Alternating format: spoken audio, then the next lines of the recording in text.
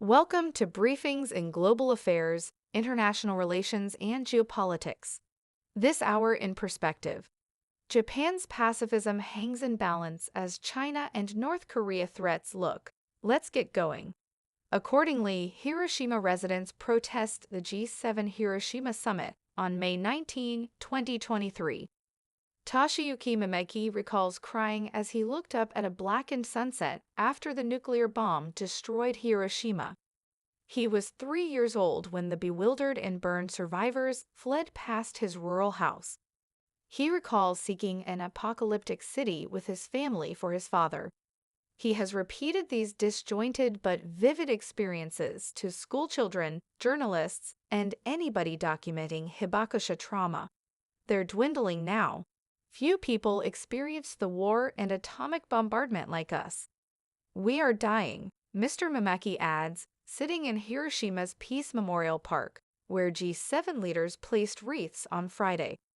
Eventually, no hibakusha will exist. How will Japan change then? Japan fears it. Their world has altered. China's market and might dwarf Japan's post-war miracle economy, which has aged. Japanese citizens are worried about emerging threats and want more security. Voters opposed to militarization unexpectedly lessen their grip on the governing Liberal Democrat Party, LDP. Prime Minister Fumio Kishida's government is expanding its military and spending the most in decades. Each militarization divides Japan's peaceful values. Mr. Mimeki feels the globe is in upheaval.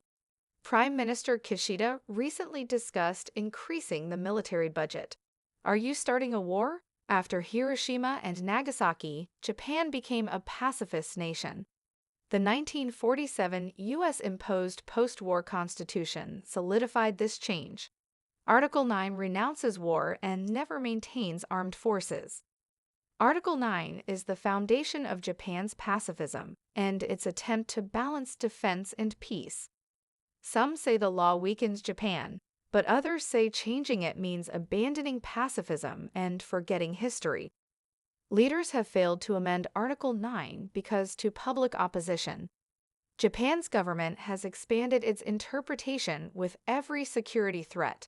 Japan's military, the Self-Defense Forces, SDF, was formed after the Korean War and Cold War.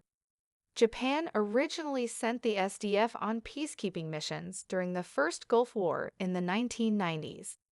In the wake of a growing China and unpredictable North Korea, the late Prime Minister Shinzo Abe passed rules allowing Japanese troops to fight overseas with allies.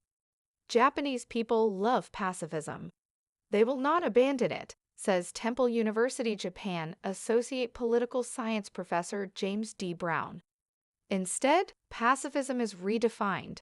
Instead of opposing the use of armed force, it now implies opposing aggression and accepting the use of force in self-defense in an increasing range of situations.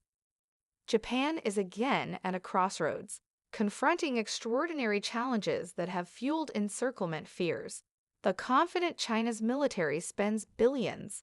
It has grown bolder in the South China Sea, particularly towards Taiwan, which borders Japan's southernmost islands.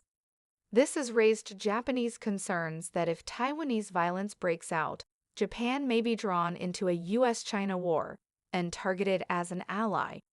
U.S. forces are stationed there. North Korea remains an existential menace. It has launched a record number of missiles, including 4 over Japan, in the past year, raising concerns about its nuclear ambitions.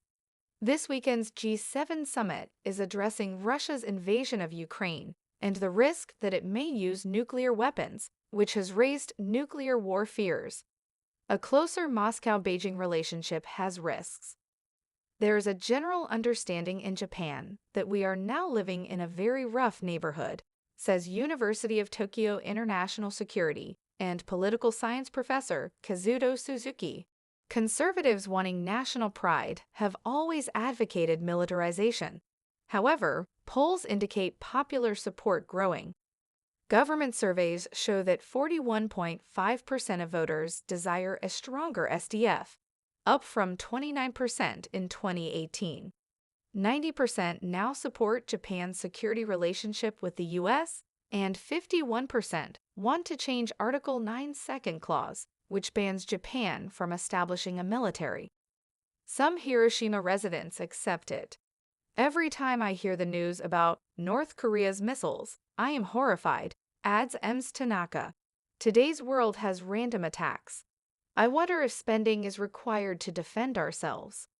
On May 19, 2023, G7 leaders passed the atomic bomb dome at the Hiroshima Peace Memorial during the summit. Only the Hiroshima Jinbaku Dome survived the nuclear attack. LDP loves this. The party, founded on constitutional change, has long supported militarization, especially under Abe. Washington, particularly previous President Donald Trump, has also pressured the administration to strengthen its security partnership with the U.S.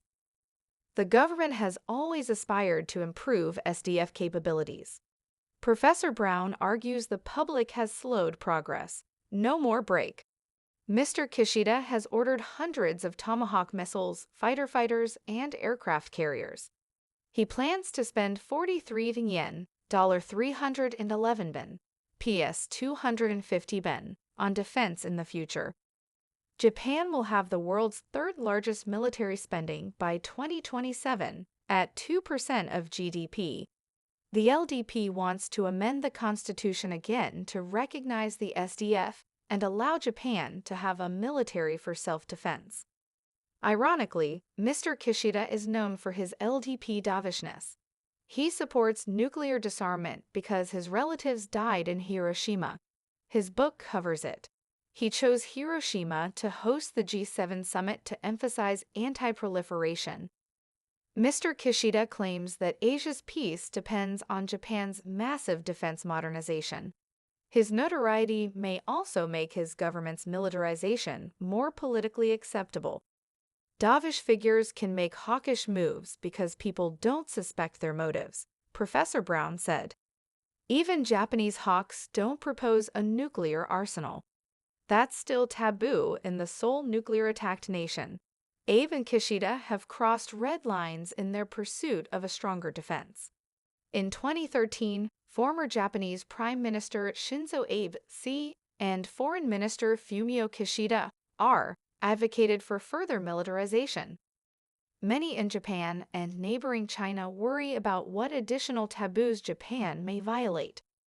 Japan may provide lethal weaponry to Ukraine and other invaded countries.